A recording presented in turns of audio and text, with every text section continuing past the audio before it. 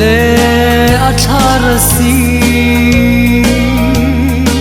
I fil na ramata nang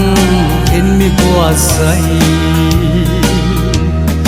kalom na tui fin ria ang inaliama thi lui kamazain I hing ka fakang kolal pazain I hing ka fakang khovela I siam zong zong zai se lal pa choi moi nan hote chuaru leilung he zain alo khatang ni sing kani ma po in lal pa isu thi se namandang abe se lova min tan chiar sengin hang she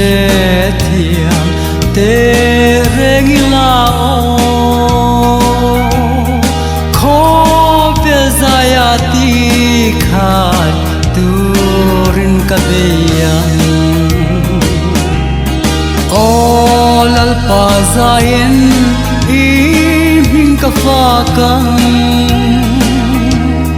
khovela I siam zong zong zai se lal pa choi moi nan hote chuaru leilung he zain alo khatang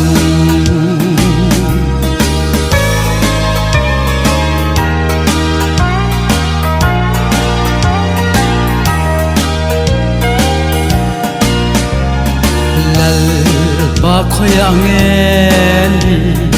mun min bua sai na danyal ang in tu vera ka hirang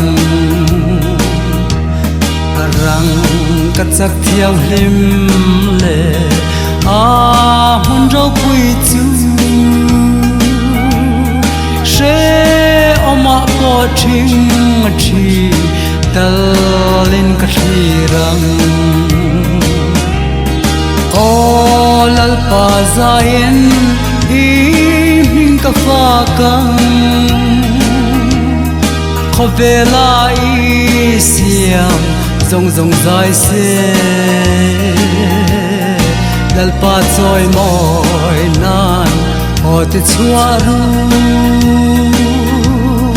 leilung he zain alo khatang o Emmanuel le van thar siam chu